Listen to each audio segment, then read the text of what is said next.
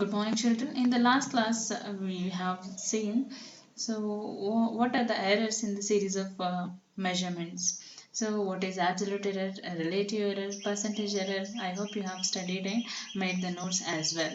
So, let us proceed further. Uh, in today's topic, we will be talking about combination of errors. So, why does it come? Why do we measure it? So, let us see. If we do an experiment involving several measurements, we must know how errors in all the measurements combine. For example, we want to find the density is equal to mass by volume, right? If we have errors in measurement of mass itself and errors in the dimensions of an object, then there is automatical error in volume. So mass and volume itself is having some error. So how does the result density, how does the errors will combine in the result? That we will be studying. Then what is the error in the density of the substance? We want to find a total mass of an object, suppose A and B, and we want to combine the masses. So suppose there is error in A and also B. So then what is the error in the total mass of A and B? So just we will add, but what about the errors delta A, delta B? What do we do with the delta? That we don't know. So that we will be studying how to combine the errors. So that is the topic of today, combination of errors, right? Error of a sum or a difference.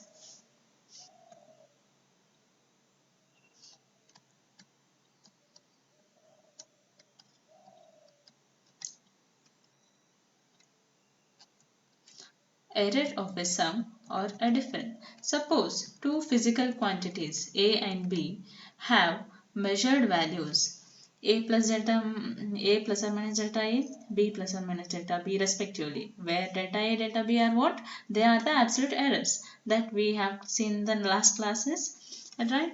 Delta A, delta B are the absolute errors in the quantity A and B. So for any measurement there is an error included in it. So that is we are denoting by delta A, delta B. So what we will have to do about the errors of combination? To find the error delta z in the sum, so the result, let's say let z is equal to a plus b. What are a plus b? Suppose we will take, will add two lengths, a length of an object A and length of an object B. Both the length, we want to find the total length of object A and object B combinedly. So what is Z? Z is the addition of both the lengths. What is A? A is the measuring the length of object A. B is measuring the length of object B. What are delta A, delta B? Delta A, delta B is the absolute error in measuring A object length of object A, and delta B is absolute error in measuring the object B. Okay, what is Z? Z is we are combining. So what is delta Z? Delta Z is the associated error with Z. Okay, so what is so we are adding delta Z, delta Z, Z plus or minus delta Z is equal to A plus or minus delta A and plus B plus or minus delta B. Now, what is the maximum possible error in Z? Possible error in Z is delta Z is equal to what? Delta Z is equal to delta A plus delta B. Here everywhere plus or minus plus or minus. Maximum means plus, plus delta A plus delta B. So delta Z is equal to delta A plus delta B. This is the maximum error included. So we have found that while doing the summation, the what we have to do about the errors in individual quantities, we have to add the errors associated with each individual quantities. So for example, let us say for the difference also. So now what we are interested in, we are interested in subtracting a length and another object length. So z is equal to a minus b. As usual, what we have done just now, z plus or minus delta z is equal to a plus or minus delta a minus b plus or minus delta b. So next step is you just do A and just subtract this minus B. Here plus or minus delta A. Here minus or plus delta B after multiplying.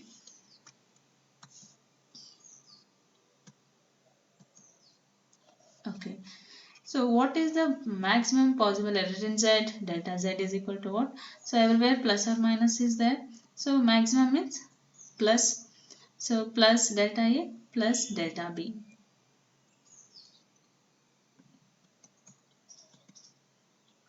The maximum possible error is delta A plus delta B. So you have seen for the minus subtraction also. So what is the error? Error is getting added.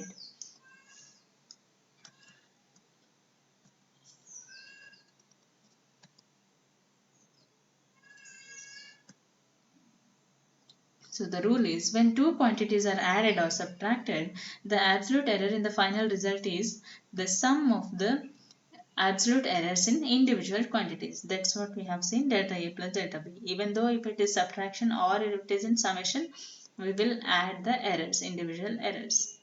I hope you have understood this first rule. So for example, it is given an example 2.8. We have to find the temperature difference and the error. So temperature T1, temperature of an object is 20 degrees Celsius plus or minus 0.5. Here plus or minus 0.5, 50 degrees Celsius. So what is delta T1? Absolute error in the first object is 0.5. In the second object is 0.5. What is the temperature difference? Yeah, temperature difference is asked. Subtraction we have to. The main quantity is 50 degree minus 20 degree. We have to do summation, subtraction. So 30 degree Celsius. But what we have to do about the errors? Just now we have studied errors. Individual errors are getting added. So 0.5 will add. That is 1 degree Celsius. The final answer is after the temperature difference is what? That is equal to 30 degree Celsius plus or minus 1 degree Celsius. This is because the errors gets added up. That is why we have written 1 degree Celsius. Right? So this we have made it clear with an example.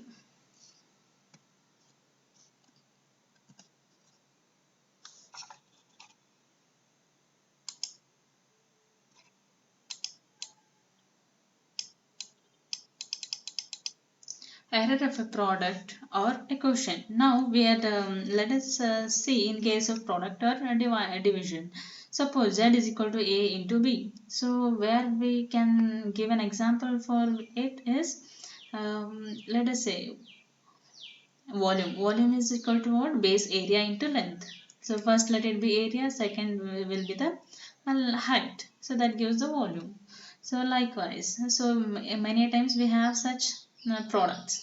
So Z is the result. A into B we know already. A is the measured value, A plus or minus delta A. Delta is error associated with delta B, error associated with it.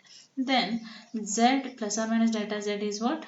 Here we have to do the product, that is multiplication. So A is nothing but A plus or minus delta A multiply with B quantity.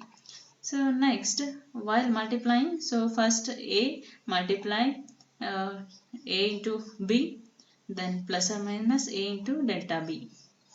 A with the whole second bracket, and next delta A with a whole bracket. So that is delta A into B plus or minus delta A into delta B. So this is just the multiplication of these two brackets. So we'll divide whole equation by Z. On the left hand side I will divide it by Z, and the right hand side that is divided by AB. Why? Because Z is equal to AB. So I'll divide whole equation by Z. So Z plus or minus delta S here dividing by Z, and in the right hand side dividing whole equation by AB. So after dividing you just see what we get here, 1 plus or minus delta Z by Z. Here 1 plus or minus, here A get cancels, here delta B by B is remained. In the next quantity we have B get cancels, remaining is delta A by A.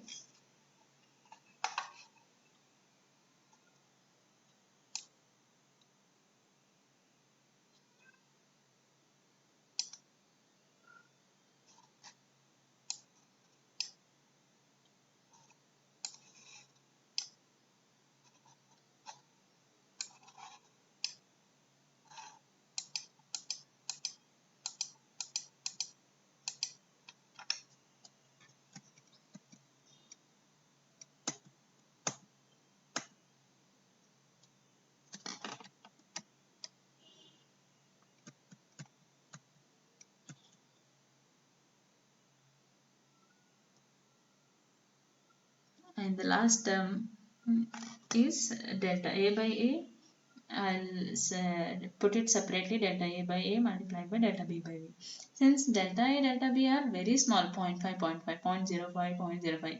When you multiply, you will get still lesser value. So, we'll neglect the last term. Last term, if we neglect, what we will be remained with is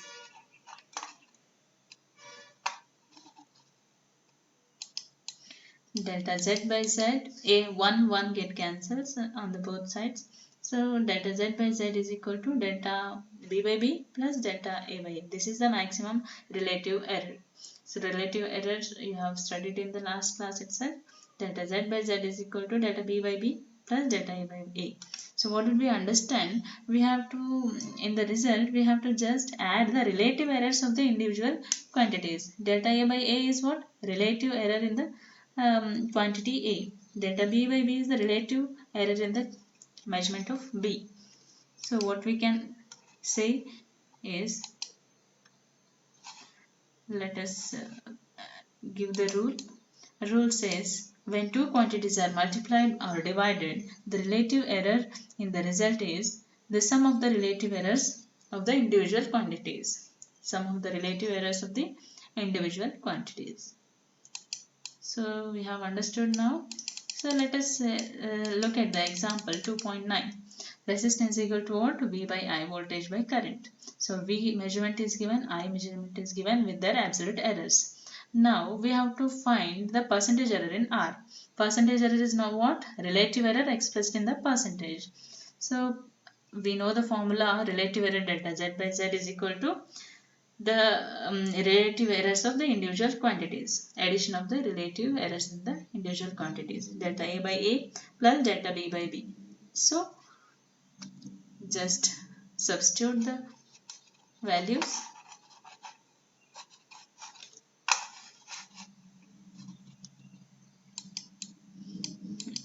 So you look at the delta A is given as 5 and A is 100. Delta B is 0.2 divided by 10. This is the relative error.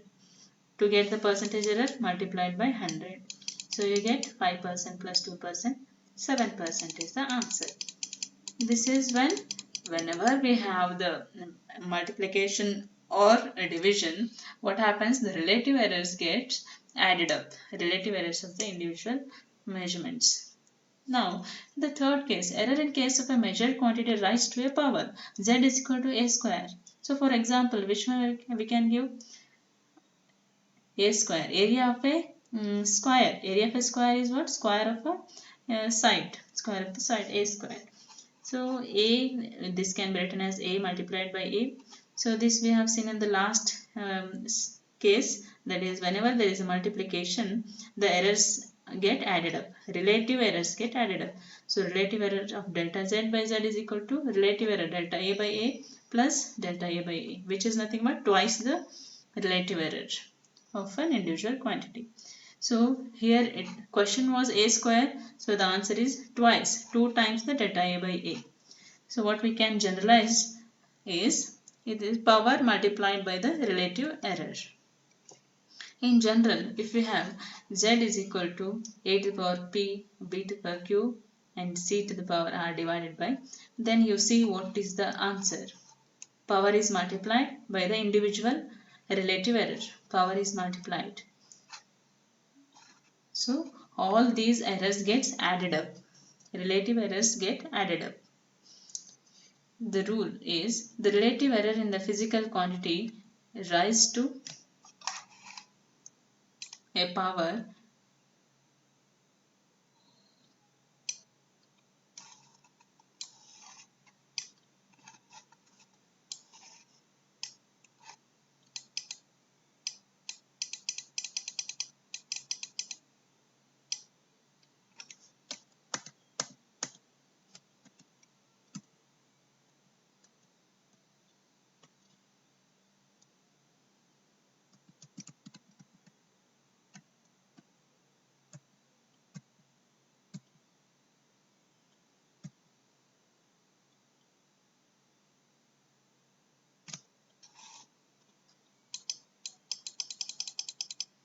The relative error in a physical quantity raised to a power k is the k times the relative error in the individual quantity. So find the, let us see with an example, relative error in z. Z is given like this. So delta z by z is equal to what? Power multiplied by individual errors. Add all these. So this is the answer. I hope you have understood the combinations of error. So thank you. We'll meet in the next class.